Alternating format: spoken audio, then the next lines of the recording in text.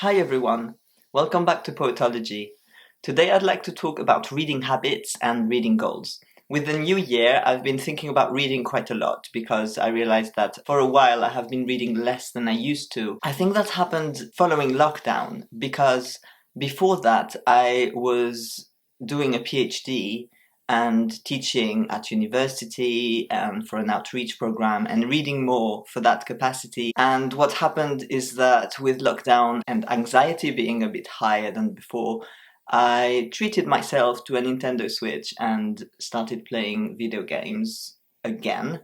I had banned myself from playing during the whole PhD, which took years, and so that was a great decision, and I still enjoy playing a lot. But then I also realized that I spend more time on Twitter and just, scrolling and doing various things where if I spend hours on that, I end up being fairly unhappy, whereas reading gives me joy as well as a sense of accomplishment. So I started thinking of ways that I could make reading a priority again, and also watched a few videos on YouTube of various people talking about reading. And today I thought I could share my thoughts as well as my strategies for reading more and making reading a priority while still finding it enjoyable. Firstly, I started reading when I was, I think, around 6, which I guess is late for most people, but I was 6 or 7. I was in my first year of primary school when I learned to read,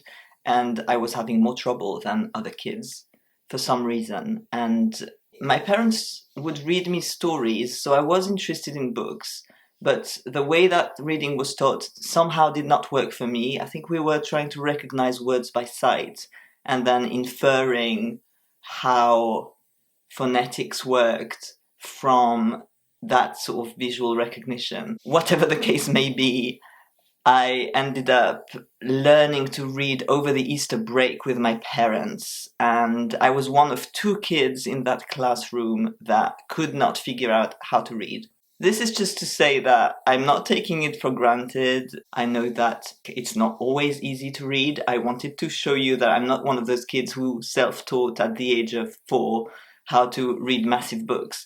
I had a slow start, but then I got really into it and caught up very quickly. And I am grateful that I had people at home willing and able to take the time to do this with me. I read a lot during my childhood. I think it gave me an escape. I had siblings and spent time with a day family when my mom worked, which means that there were a lot of kids around, and sometimes it was a little too much for me, so books gave me another place to be in where I felt sort of safe and happy. I remember climbing trees to read on top of the tree where the younger children couldn't climb, or I would find secluded corners in the house and garden where I could try to hide for a little bit. It went on like that until later I decided to study literature at university, and at first took French and English and then gave up on French because of Latin. But that is another story. I really loved studying literature, enjoyed all the reading. There was sometimes quite a lot of reading, but that felt like a good thing to me. And I always kept a balance between assigned reading and voluntary reading, whatever I wanted to read or felt like reading. I also went through periods of depression where reading again was a way of surviving those times. It was sometimes difficult to focus on the book, but I found ways of just sticking with it as much as I could so that the day would be more bearable. And so I've kept that really good relationship with reading even throughout my PhD, where the reading load was much higher. I had to read so much, but I would still try to read for pleasure outside of it. Partly the things I studied for my PhD were pleasurable to read, and also I would allow myself to read extra books, especially during breaks and holidays. During term time, it was very difficult, especially when I was lecturing, so I would have to read all those books as well, on top of the books I was reading for my own research. So there were stretches of time when I could not afford to add additional books. but overall, I was able to keep reading as a pleasurable activity throughout. Now, as I said, I finished my PhD right before lockdown, which created a situation where for a while I didn't feel like reading that much, and I moved on to video games quite a bit.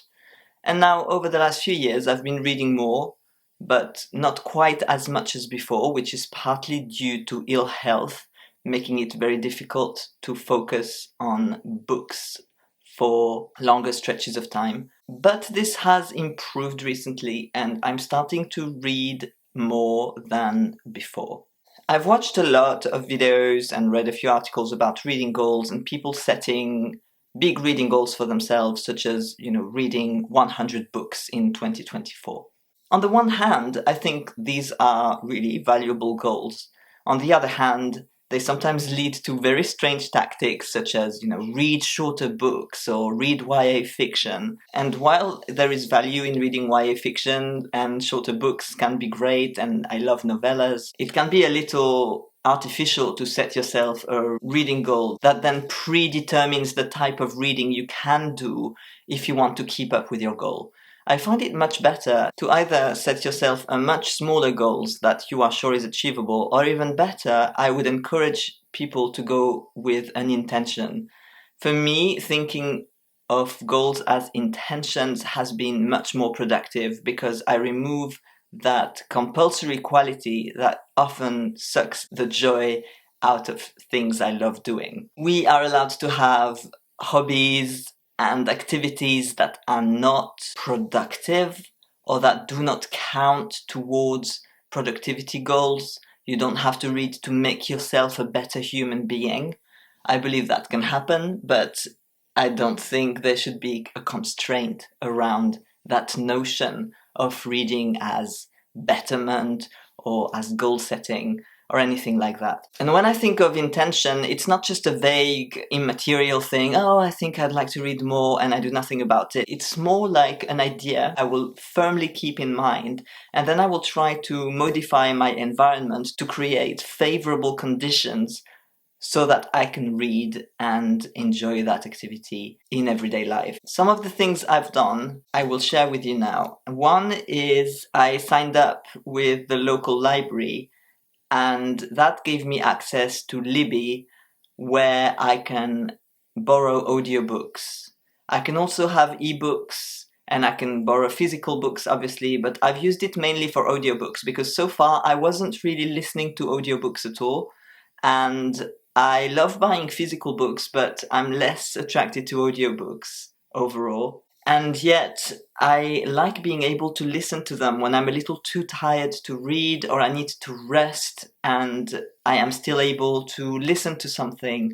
And it just gives me a different way of approaching books that is a really nice alternative to physical book reading. I've also made sure while I was at it that I had several apps on my phone that remind me of writing or reading. So for example, I use School as well to keep in touch with writers, and Storygraph to track my books. And that's something I was really on the fence about. I've never really been into Goodreads, and I decided to give Storygraph a try for a year and just see how it goes.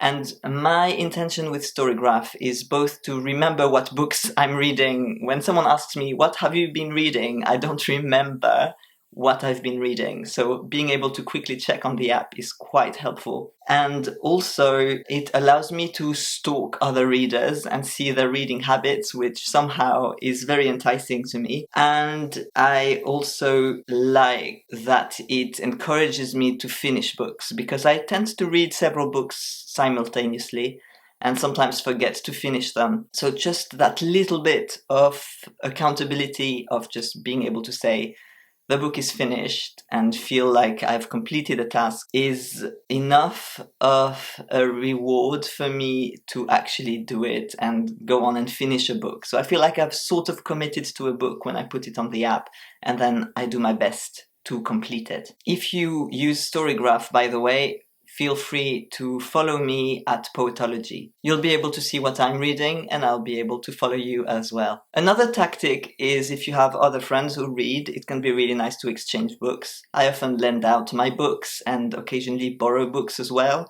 and that can be a really nice way of connecting with someone at the same time as you discover different genres and books you wouldn't pick up by yourself. Another tip is to keep books with you at all times. Audiobooks or ebooks can be a way of doing that.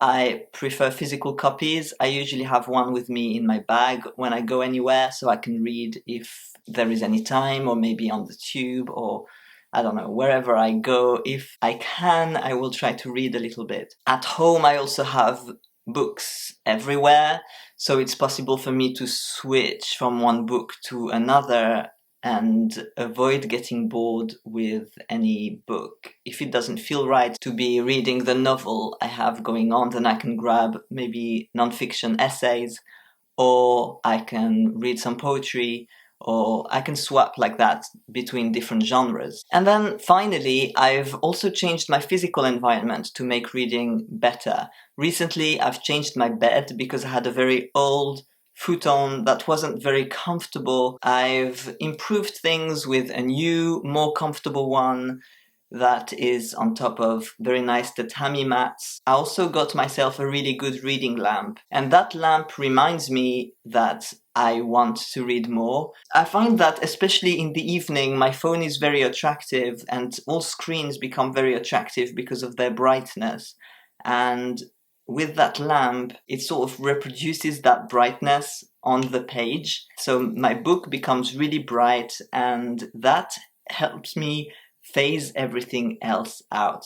It's like everything else fades into the background a bit, and I have less trouble keeping my attention on the page. Now, in terms of my channel, I have done a few reading vlogs before, but not as many as I could. So let me know in the comments below if you would be interested in seeing more reading vlogs where I talk about the books I'm reading. I don't want to overdo it because I don't want my reading to again become a chore and to feel pressured into reading during my personal time.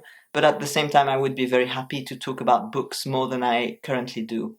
And as you know, I read across a variety of genres, usually literary fiction, poetry, non-fiction, and other things such as comics and mangas occasionally, so I can talk about those too. If you've made reading a goal for 2024, let me know in the comments below. I'd love to learn about your own strategies and the ways that you enjoy engaging with books. I hope you found this video helpful. Don't forget to subscribe and leave a comment, and I look forward to seeing you again very soon. Bye!